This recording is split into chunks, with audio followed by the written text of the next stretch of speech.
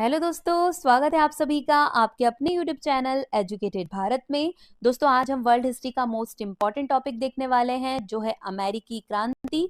यहाँ से एग्जाम में बहुत ज्यादा क्वेश्चंस पूछे जाते हैं। देखिए, इस वीडियो में हम जितने भी क्वेश्चंस करने वाले हैं वो सभी किसी ना किसी एग्जाम में पूछे गए हैं, इसलिए वीडियो मोस्ट इंपॉर्टेंट हो जाता है। और आप सभी को पता है कि जितने भी वर्ल्ड हिस्ट्री के वीडियो हैं वो मैं आपको एक्सप्लेनेशन के साथ करा रही हूँ।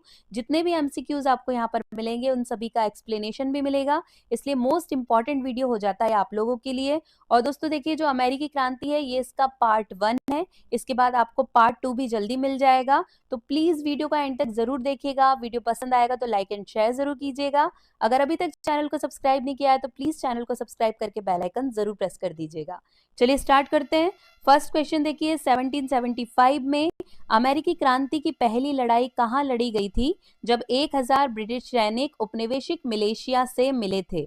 तो यहाँ पर करेक्ट आंसर हो जाएगा बी, लेक्सिंगटन। ठीक है, लेक्सिंगटन का नाम आपको याद रखना है। ये पहली लड़ाई थी। देखिए, लेक्सिंगटन और कॉनकॉर्ड की लड़ाई 19 अप्रैल 1775 ब्रिटिश नियमित और अमेरिकी प्रांतीय लोगों के बीच प्रारंभिक झड़प थी, जो अमेरिकी क्रांति की शुरुआत का प्रतीक थी। अमेरिकी क्रांति एक वैचारिक और राजनीतिक क्रांति थी, जो 1765 और 1783 के उपनिवेशिक उत्तरी अमेरिका में हुई थी। 13 कॉलोनियों में अमेरिकियों ने अमेरिकी क्रांतिकारी युद्ध में ब्रिटिशों को हराया, ब्रिटिश क्राउन से स्वतंत्रता प्राप्त की और संयुक्त राज्य अमेरिका की स्थापना की, जो पहला आधुनिक संवैधानिक उदार लोकतंत्र था। तो मोस्ट इंपॉर्टेंट हो जाता है, ये पहली लड़ाई आपसे पूछा जाता है, आपको याद रखना है। नेक्स्ट देखिए, 5 सितंबर 1774 को आयोजित कांग्रेस के प्रथम अंतर्राष्ट्रीय महाद्वीपीय सम्मेलन में अमेरिका के निम्नलिखित में से किस उपनिवेश ने भाग नहीं लिया था? मतलब 13 उपनिवेश में से किसने भाग नहीं लिया था? तो यहाँ पर करेक्ट आंसर हो जाएगा ए, जॉर्जिया। ठीक है, जॉर्जिया ने भाग नहीं लिया था। देखिए, पहली महाद्वीपीय कांग्रेस 13 कॉलोनियों में से 12 के प्रतिनिधियों की एक बैठक थी, जो अमेरिकी क्रांति की शुरुआत में 5 सितंबर से 26 अक्टूबर 1774 तक पेंसिल्वेनिया के फिलाडेल्फिया में कॉर्पोरेट हॉल में मिले थे। जिन 12 उपनिवेशों में इसमें भाग लिया था वे थे New Hampshire, Rhode Island, New York, उत्तरी कैरोलिना, दक्षिण Carolina, Connecticut, Massachusetts, New Jersey, Delaware, Pennsylvania, Maryland और वर्जीनिया। ये 12 उपनिवेशों ने भाग लिया था। जॉर्जिया एकमात्र उपनिवेश था जिसने प्रथम महाद्वीपीय कांग्रेस में कोई प्रतिनिधि नहीं भेजा था, मतलब इसने भाग नहीं लिया था। जॉर्जिया का उपनिवेश ब्रिटिश सहायता को खतरे में नहीं डालना चाहता था, इसलिए उसने ये वाली कॉन्फ्रेंस में पार्टिसिपेट नहीं किया था। तो मोस्ट इंपॉर्टेंट है, आपको याद रखना है। अमेरिका की स्वतंत्रता की घोषणा के लेखक कौन थे? ये बहुत ज्यादा पूछा गया क्वेश्चन है। यहाँ पर इसका करेक्ट आंसर हो जाएगा ए, थॉमस जेफरसन अमेरिका की स्वतंत्रता की घोषणा के लेखक थे। देखिए, थॉमस जेफरसन को अमेरिकी की स्वतंत्रता की घोषणा के लेखक का श्रेय दिया जाता है। द्वितीय महाद्वीपीय कांग्रेस और अन्य समिति के सदस्यों ने थॉमस जेफरसन के स्वतंत्रता की घोषणा के मूल मसौदे को संशोधित किया, लेकिन जेफरसन को अभी भी प्रमुख लेखक होने का श्रेय दिया जाता है। स्वतंत्रता की घोषणा उत्तरी अमेरिका की लड़ाई में उत्तरी अमेरिका की जुलाई 1776 की स्वतंत्रता की घोषणा में ब्रिटिश उपनिवेशों के लिए आधार की एक रूपरेखा प्रस्तुत करती है। तो अगर आपसे पूछा जाए कि अमेरिका की स्वतंत्रता की घोषणा किसके द्वारा लिखी गई है, तो थॉमस जेफरसन के द्वारा ये लिखी गई है। वह वर्ष जिसमें इंग्लैंड ने अमेरिकी स्वतंत्रता को मान्यता दी, वो कौन सा वर्ष था? तो करेक्ट आंसर हो जाएगा सी, 1783। आपको याद रखना है, क्वेश्चन बहुत पूछा गया है, कौन सा वर्ष है जब इंग्लैंड ने स्वीकार किया था अमेरिका की स्वतंत्रता को? तो 1783। वर्ष 1783 में इंग्लैंड ने अमेरिकी स्वतंत्रता को मान्यता दी। संयुक्त राज्य अमेरिका ने 4 जुलाई 1776 को ग्रेट ब्रिटेन के यूनाइटेड किंगडम से अपनी स्वतंत्रता की घोषणा की। हालांकि अमेरिकी क्रांतिकारी युद्ध तब तक जारी रहा जब तक ब्रिटिश जनरल कॉर्नवालिस ने 19 अक्टूबर 1781 को जनरल जॉर्ज वॉशिंगटन के सामने आत्मसमर्पण नहीं कर दिया। यूनाइटेड किंगडम ने 1783 की पेरिस संधि पर हस्ताक्षर करके आधिकारिक तौर पर अमेरिकी स्वतंत्रता को मान्यता दी थी। तो 1783 बहुत इंपॉर्टेंट वर्ष है, आपको ये याद रखना है। निम्नलिखित में से वह कौन सी ताकत है जो अमेरिकी युद्ध की शुरुआत में अंग्रेजों के पास नहीं थी? तो यहाँ पर करेक्ट आंसर हो जाएगा बी, अच्छी तरह से नेतृत्व करने की जो ताकत है ये शुरुआत में नहीं थी। ब्रिटिशर्स के पास। देखिए, अमेरिकी युद्ध की शुरुआत में अंग्रेजों के पास अच्छी तरह से नेतृत्व करने की ताकत नहीं थी।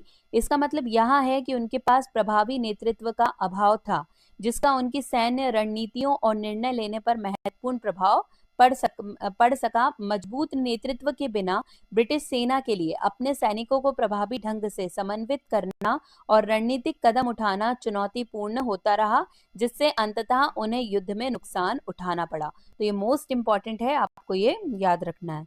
अमेरिकी गृह युद्ध 1861 से 65 में संघीय राज्यों के कमांडर इन चीफ कौन थे? तो यहाँ पर करेक्ट आंसर हो जाएगा सी, रॉबर्ट ई ली। ठीक है, आपको याद रखना है इनका नाम, रॉबर्ट ई ली, जो अमेरिकी गृह युद्ध में संघीय राज्यों के कमांडर इन चीफ के रूप में थे।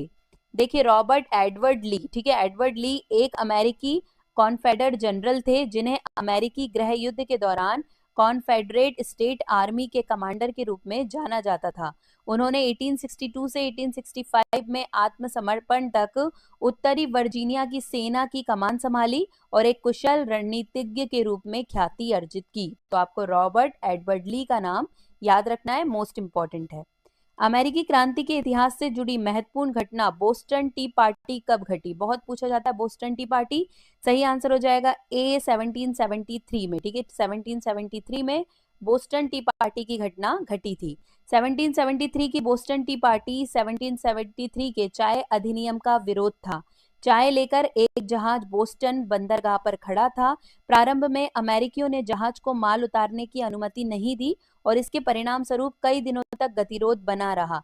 अंत में जब ब्रिटेन समर्थक बोस्टन गवर्नर ने चाय उतारने का आदेश दिया, तो अमेरिकी भारतीयों के भेष में आए सफेद निवासियों ने सभी कंटेनरों को समुद्र में उतारकर सारी चाय नष्ट कर दी। क्रोधित अंग्रेजों ने बोस्टन बंदरगाह को सभी व्यापार के लिए बंद करके और 1774 के असहनीय अधिनियम पारित करके प्रतिक्रिया व्यक्त की थी। तो मोस्ट इंपॉर्टेंट है ये बोस्टन टी पार्टी, इसे मेन कारण माना जाता है अमेरिकी क्रांति की शुरुआत का, तो इसलिए आपको ये याद रखना है। अमेरिकी स्वतंत्रता की घोषणा का मसौदा किसने तैयार किया था? तो यहाँ पर इसका सही आंसर हो जाएगा सी, थॉमस जेफरसन के द्वारा अमेरिकी स्वतंत्रता की घोषणा का मसौदा तैयार किया गया था। देखिए, 11 जून 1776 को कांग्रेस ने घोषणा का मसौदा तैयार करने के लिए मैसाचुसेट्स के जॉन एडम्स, पेंसिल्वेनिया के बेंजामिन फ्रैंकलिन और वर्जीनिया के थॉमस जेफरसन, न्यूयॉर्क के रॉबर्ट आर लिविंगस्टन और कनेक्टिकट के रोजर सरमन को शामिल करते हुए 5 की समिति नियुक्त की। अतः विकल्प 3 यहाँ पर सही हो जाएगा। स्वतंत्रता की घोषणा एक दस्तावेज था जिसे 4 जुलाई 1776 को महाद्वीपीय कांग्रेस द्वारा अनुमोदित किया गया था, जिसमें ग्रेट ब्रिटेन से 13 उत्तरी अमेरिकी ब्रिटिश उपनिवेशों को अलग करने की घोषणा की गई थी। तो ये मोस्ट इंपॉर्टेंट क्वेश्चन है, आपको ये याद रखना है। फ्रीडम टेल 2.5 मील लंबा मार्ग जो अमेरिकी क्रांति में एक समृद्ध अंतर्दृष्टि प्रदान करता है, आपको यहाँ प्रसिद्ध और ऐतिहासिक मार्ग किस अमेरिकी शहर में मिलेगा? तो यहाँ पर करेक्ट आंसर हो जाएगा ए, बोस्टन। ठीक है, फ्रीडम टेल जो है ये कहाँ पर मिलेगा? बोस्टन में। देखिए, फ्रीडम टेल बोस्टन शहर से होकर 2.5 मील लंबा रास्ता है। 1951 में इसे स्थापित किया गया है। फ्रीडम टेल संग्रहालयों, चर्चों, बैठक घरों और ऐतिहासिक मार्करों का एक अनूठा संग्रह है जो अमेरिकी क्रांति और उससे आगे की कहानी को बताता है। तो मोस्ट इंपॉर्टेंट है, ये भी आपको याद रखना है। जॉर्ज वॉशिंगटन को अमेरिकी सेनाओं का प्रमुख कमांडर बनाया गया। तो यहाँ पर करेक्ट आंसर होगा सी, 1775 द्वितीय महाद्वीपीय कांग्रेस में जॉर्ज वॉशिंगटन को अमेरिकी सेनाओं का प्रमुख कमांडर बनाया गया था। देखिए, जॉर्ज वॉशिंगटन ने अमेरिकी क्रांतिकारी युद्ध 1775 से 1783 में महाद्वीपीय सेना की कमान संभाली। 1775 और 1776 दोनों में वर्ष के अंत में उन्होंने समाप्त होने वाली भर्ती से निपटना पड़ा, क्योंकि कांग्रेस ने केवल 1 वर्ष के लिए सेना के अस्तित्व को अधिकृत किया था। तो आपको ये याद रखना है, उस टाइम पे इन्होंने कमान संभाली थी। 4 जुलाई 1776 को अमेरिकी इतिहास में इस दिन के रूप में महत्वपूर्ण माना जाता है। अमेरिकी इतिहास को ये 4 जुलाई 1776 जो है अमेरिकी इतिहास में बहुत महत्वपूर्ण दिन के रूप में जाना जाता है। क्यों? तो यहाँ पर इसका करेक्ट आंसर हो जाएगा बी। अमेरिकी स्वतंत्रता की घोषणा की गई थी 4 जुलाई 1776 को, इसलिए बहुत महत्वपूर्ण दिवस है। देखिए 4 जुलाई 1776 को अमेरिकी इतिहास में महत्वपूर्ण माना जाता है क्योंकि इसी दिन अमेरिकी स्वतंत्रता की घोषणा की गई थी। संयुक्त राज्य अमेरिका ने 4 जुलाई 1776 को द्वितीय महाद्वीपीय कांग्रेस की बैठक में ग्रेट ब्रिटेन के यूनाइटेड किंगडम से अपनी स्वतंत्रता की घोषणा की। हालांकि अमेरिकी क्रांतिकारी युद्ध तब तक जारी रहा जब तक ब्रिटिश जनरल कॉर्नवालिस ने 19 अक्टूबर 1781 को जनरल जॉर्ज वॉशिंगटन के सामने आत्मसमर्पण नहीं कर दिया। यूके ने 1783 की पेरिस संधि पर हस्ताक्षर करके आधिकारिक तौर पर अमेरिकी स्वतंत्रता को मान्यता दी। इस प्रकार हम ये निष्कर्ष निकाल सकते हैं कि 4 जुलाई 1776 को अमेरिकी स्वतंत्रता की घोषणा की गई थी। किसने कहा कहीं भी अन्याय हर जगह न्याय के लिए खतरा है? मोस्ट इंपॉर्टेंट स्टेटमेंट, बहुत ऐसे क्वेश्चन पूछे जाते हैं। सही आंसर हो जाएगा D. Martin Luther king junior के द्वारा ये कहा गया है कि कहीं भी अन्याय हर जगह न्याय के लिए खतरा है। तो मोस्ट इंपॉर्टेंट है, याद रखना है। देखिए मार्टिन लूथर किंग जूनियर एक अफ्रीकी अमेरिकी बैप्टिस्ट मंत्री और कार्यकर्ता थे जो 1955 से 1968 में अपनी हत्या तक नागरिक अधिकार आंदोलन में सबसे प्रमुख प्रवक्ता और नेता बने रहे। 1963 में बर्मिंघम शहर की जेल से एक पत्र में मार्टिन लूथर किंग ने लिखा, कहीं का भी अन्याय हर जगह के लिए न्याय के लिए खतरा है। तो ये स्टेटमेंट मोस्ट इंपॉर्टेंट हो जाता है मार्टिन लूथर किंग का।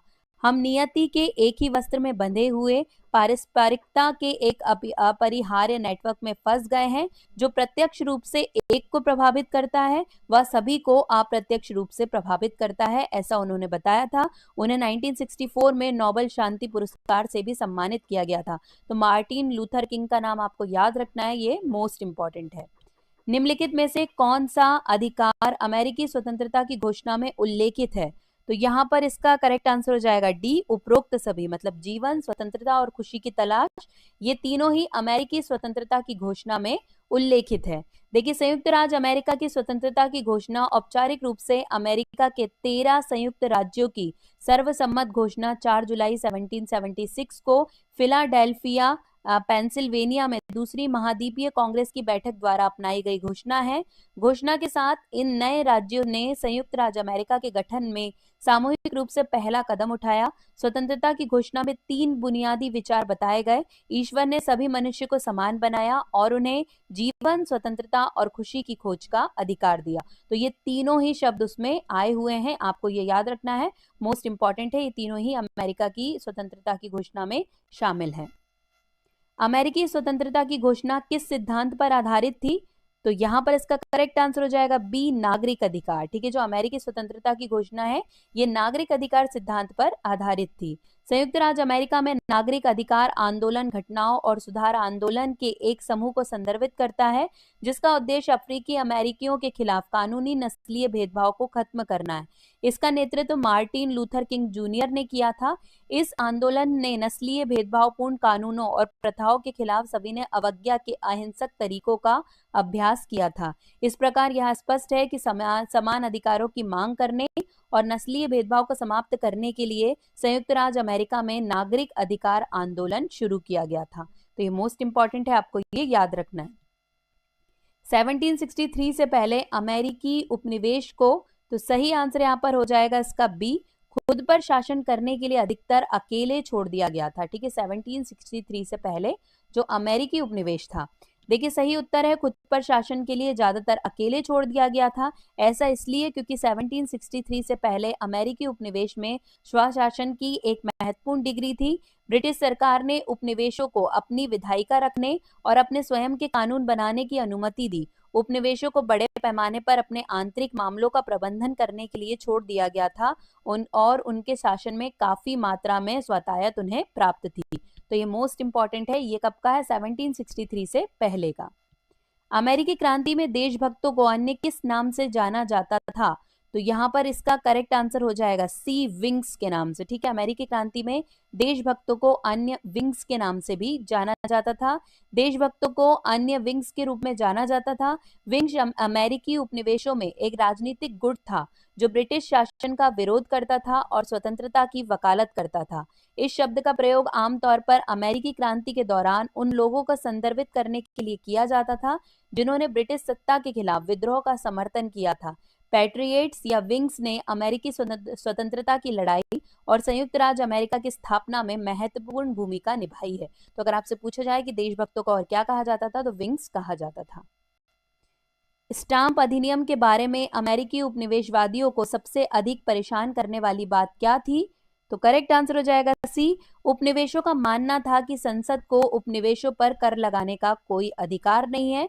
ये बात सबसे ज्यादा परेशान करने वाली थी। देखिए, अमेरिकी उपनिवेशवादी स्टाम्प अधिनियम में सबसे अधिक परेशान थे क्योंकि उनका मानना था कि संसद को उपनिवेशों पर कर लगाने का कोई अधिकार नहीं था।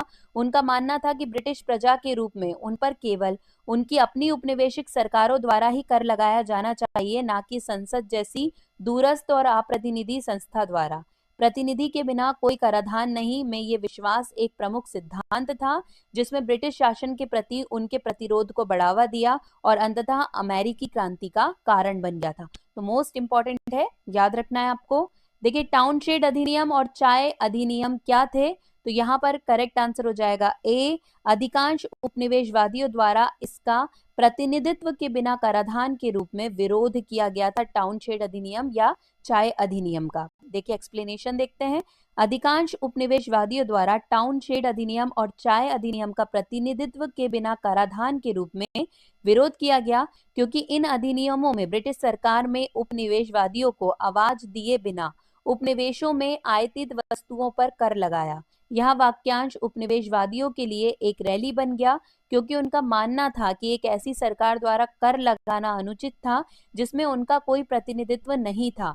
इन कृत्यों के विरोध के कारण अंततः व्यापक विरोध और बहिष्कार हुआ, जिससे अमेरिकी उपनिवेशों और ब्रिटेन के बीच बढ़ते तनाव में योगदान हुआ, जो अंततः अमेरिकी क्रांति का कारण बना था। तो ये याद रखना है आपको, टाउनशेड अधिनियम या चाय अधिनियम। बोस्टन नरसंहार था एक, मोस्ट इंपॉर्टेंट। सही आंसर यहाँ पर इसका हो जाएगा डी, बोस्टन में उपनिवेशवादियों और ब्रिटिश सैनिकों के बीच घातक दंगा, ये था बोस्टन नरसंहार। देखिए, सही उत्तर बोस्टन में तैनात उपनिवेशवादियों और ब्रिटिश सैनिकों के बीच एक घातक दंगा है। ऐसा इसलिए क्योंकि बोस्टन नरसंहार 5 मार्च 1770 को हुई घटना को संदर्भित करता है, जहां उपनिवेशवादियों की भीड़ और ब्रिटिश सैनिकों के बीच टकराव के कारण सैनिकों ने भीड़ पर गोलीबारी की, जिसके परिणाम स्वरूप 5 उपनिवेशवादियों की मौत हो गई। यह घटना अमेरिकी क्रांति की अगुवाई में एक महत्वपूर्ण मोड़ था। तो ये भी आपको याद रखना है, मोस्ट इंपॉर्टेंट है ये। देखिए, जॉन एडम्स ने महाद्वीपीय सेना के कमांडर इन चीफ के रूप में किससे नामित किया? तो यहाँ पर सही आंसर हो जाएगा सी, जॉर्ज वॉशिंगटन को जॉर्ज एडम ने महाद्वीपीय सेना के कमांडर इन चीफ के रूप में नामित किया था। जॉन एडम्स ने जॉर्ज वॉशिंगटन को महाद्वीपीय सेना के कमांडर इन चीफ के रूप में नामित किया। वॉशिंगटन एक सम्मानित सैन्य नेता थे और उन्हें फ्रांसीसी और भारतीय युद्ध के दौरान सैनिकों का नेतृत्व करने का अनुभव था। उनके नेतृत्व कौशल और सैन्य विशेषज्ञता ने उन्हें इस पद के लिए उपयुक्त उम्मीदवार बनाया। इसके अतिरिक्त एक निष्पक्ष नेता के रूप में वॉशिंगटन की प्रतिष्ठा ने उन्हें कॉन्टिनेंटल कांग्रेस और अमेरिकी लोगों का विश्वास और समर्थन अर्जित किया। तो मोस्ट इंपॉर्टेंट है, किससे बनाया गया था? वॉशिंगटन को बनाया गया था। जनरल पटनम या जनरल प्रेस्कॉट ने यह आदेश क्यों दिया, जब तक आप उनकी आंखों का सफेद भाग ना देख लें तब तक गोली ना चलाएं? ये स्टेटमेंट है, मोस्ट इंपॉर्टेंट, याद रखना है। सही आंसर यहाँ पर हो जाएगा बी। वह यह सुनिश्चित करना चाहता था कि प्रत्येक शॉट यथासंभव प्रभावी हो, इसलिए ऐसा स्टेटमेंट दिया गया था। देखिए, जनरल पुटनम या जनरल प्रेस्कॉट ने आदेश दिया, जब तक आप उनकी आंखों का सफेद भाग ना देख लें तब तक गोली ना चलाएं, ताकि ये सुनिश्चित किया जा सके कि प्रत्येक शॉट यथासंभव प्रभावी है। जब तक दुश्मन उनकी आंखों को स्पष्ट रूप से देखने के लिए पर्याप्त करीब ना आ जाए, तब तक इंतजार करके सैनिक अपने शॉट्स की सटीकता और प्रभाव को अधिकतम कर सकते थे। इस रणनीति ने गोला बारूद को संरक्षित करने और अपने लक्ष्यों को भेदने की संभावना बढ़ाने में मदद की, जिससे देशभक्तों को युद्ध में रणनीतिक लाभ हुआ। तो ये मोस्ट इंपॉर्टेंट है, आपको ये याद रखना है। 10 मई 1775 को महाद्वीपीय कांग्रेस की बैठक कहाँ हुई?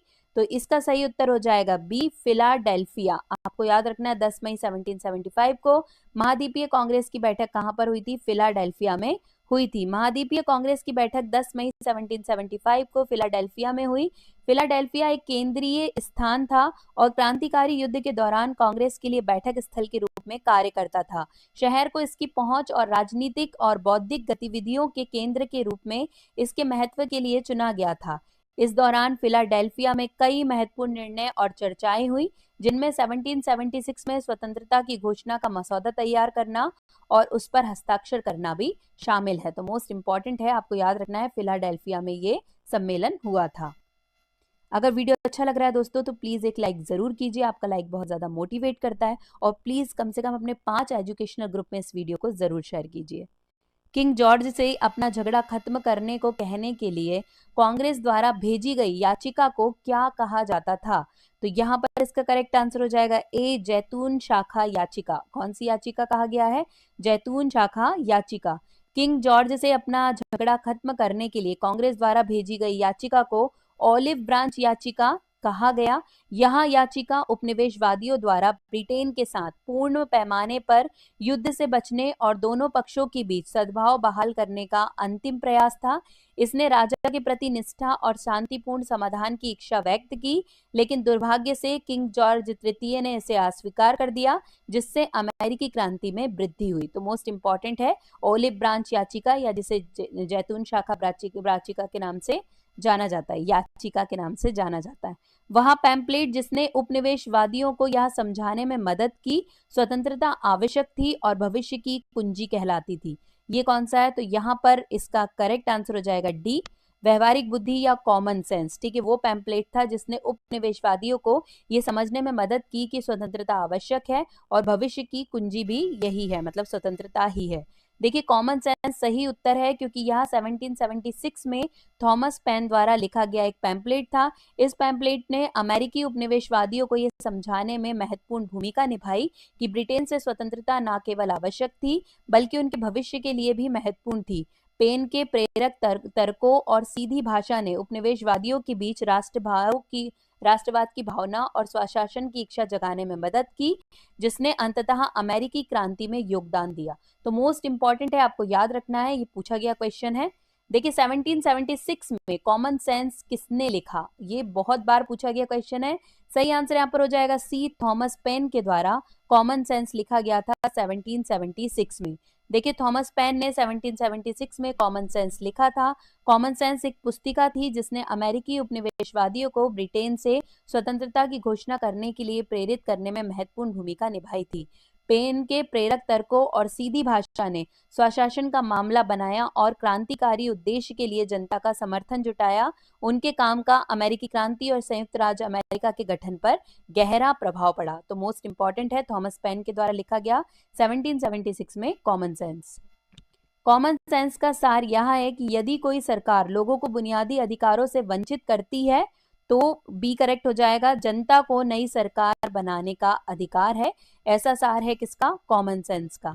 देखिए, सही उत्तर है लोगों को नई सरकार बनाने का अधिकार है।